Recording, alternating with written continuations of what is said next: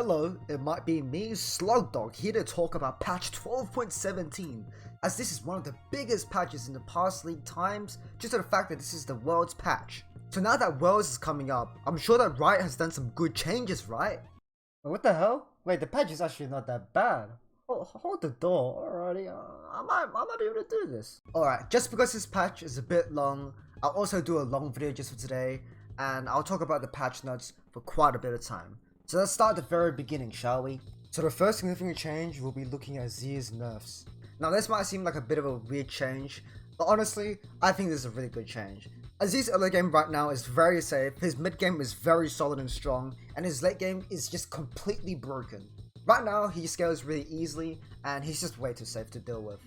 So one of the biggest problems of Yorick against Azir is that it's very hard to land E in Azir because he stays from 9 miles away. Another problem is he has a dash to get away with, and another problem is he can just ult you away and you can't get on top of him.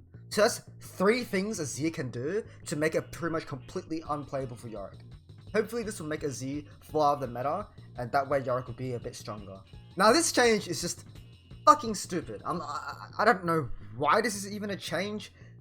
For some reason, the buff in Camille, I think Camille is already really goddamn solid right now. Right now, she can go Sunder a Ravenous Hydra and Lucidity Boost, have 40% CDR basically, and spam her abilities, and do a bunch of true damage. What this change is going to do is make her trading power slightly stronger, and landing the E more rewarding. So now, as Yorick, we'll have to be very, very careful with that hook shot.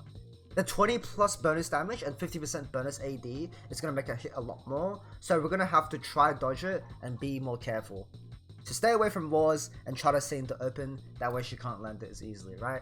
Now this is a really big Hecarim change. I haven't played against Hecarim too often, but judging from all these changes, it seems like Hecarim is going to be really strong and potentially meta, especially in the top lane. One thing that's very scary is that he's going to be a lot more tankier. He's going to have armor and MR during his W, and he's going to do a lot more damage as well with his Q, just the fact that he can stack up to 3 times for damage. So if I had to guess anything to suggest, it's, first of all, try to fight him when he has no stacks of Q. His Q cooldown is going to be very long, and also he's not going to be able to stack it up because of the fact that he has no stacks, right? So he can't spam it as often and get his Conqueror up. Another thing to note is we don't want to use all our damage when Hecarim is using his W. So now if Hecarim uses W, don't use Q, wait until it ends, then use Q, right? Another thing is, if Hecarim ever wastes W, that is a really good time to engage because he won't have his tankiness as well. Overall though, this should be an interesting change. I'm pretty excited to play against Hecarim. I haven't played against Hecarim top in a really long time,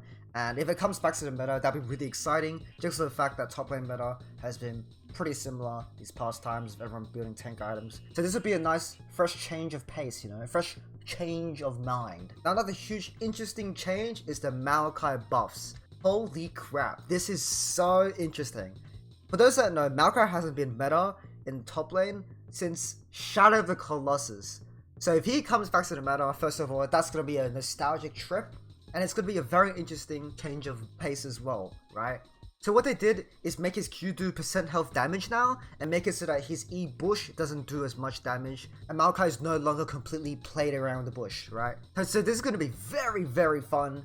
We're going to have to dodge the Maokai Qs, they're going to hurt a lot more, and we're also just going to have to dodge the E's in general, because they do a very high base amount of damage, even without the max HP damage, right? A very safe option that will always be good against Maokai because he's a health stacker is Divine Sunderer, if you ever do struggle against him. Divine Sunderer will also be good against Hecarim, and those are just very solid item against those 2 champions if you feel pressured or you're losing to them in lane. Remove the Electrocute Nami.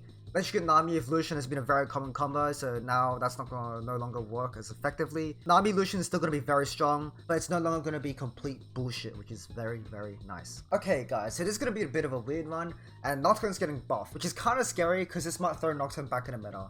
Nocturne is a very solid champion against Yorick, just to the fact that Nocturne basically stays in the jungle the entire time. So one thing Nocturne can do is gank Yorick from the side lane very easily with the top lane and get a kill, especially with his amazing CC and his E. So if he comes back to the meta, that's going to be bad for Yorick because it's a very good pick against Yorick, right? And the next change is Renekton nerfs overall to the base damage.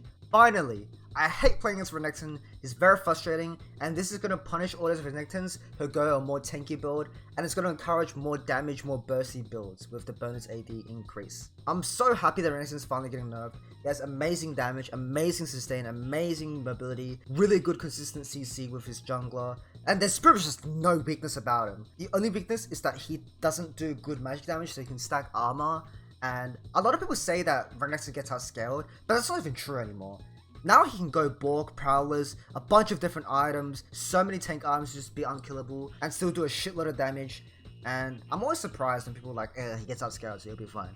He does not get outscaled, but Yorick does outscale him, so you know. Now this is a Sett buff that I'm absolutely terrified about, because Sett is a really strong champion right now, and everybody underestimates him. His W is going to hurt a lot more, and his E slow is going to be very, very painful. Sett destroys Yorick, especially in the early game, and it's not going to be any better.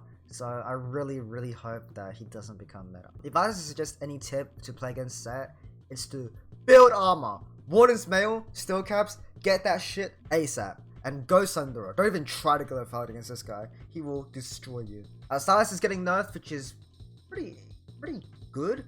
I've been thinking Sylas is very strong these past times, being able to heal so much with the W, having a lot of mobility, so that's very, very sweet. It's going to make him a little bit squishier and also make it so that he can't spam Q as much. That's nice, alright. Yorick though has always beaten Sylas, just because the Sylas matchup is pretty much bugged. So for those that know, Sylas passive makes it so that he can't one-shot ghouls, so he just has to slap them around and do no damage, right? So he can't kill ghouls effectively if he has his passive active, which makes ghouls really OP against him, so Grudge Cleaver just maul him. Holy fuck! I don't know how long it took Riot to finally realize, okay, you know what, maybe Wukong is a little bit strong, but maybe we should nerf him. So they finally put a huge nerf to him. 5 movement speed decrease. Now you might be thinking, who cares, 5 movement speed. But this is going to make him move throughout the entire map as a jungler, slower, move throughout the entire game, slower, trying to case you, trying to run away, slower, right? This is going to be a very nice change, so this is a big nerf.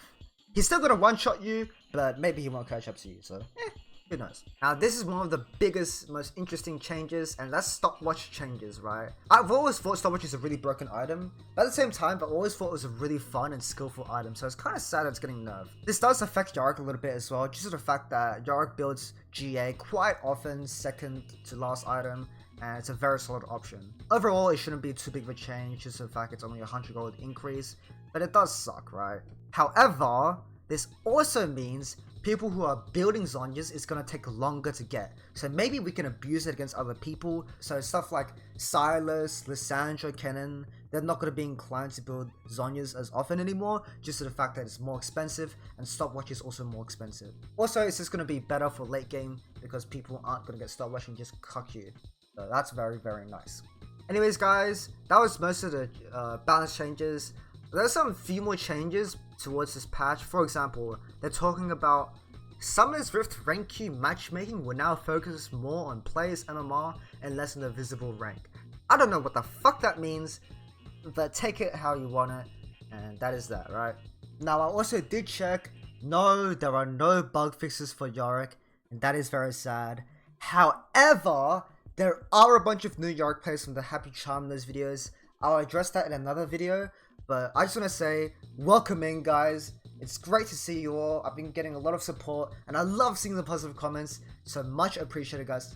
It's very, very nice. Please show Happy Charmless' video some love if you haven't seen it. It's an absolutely amazing video and probably one of the best videos I've seen about Yorick. Anyways guys, that'll be the end of the video, and what the fuck?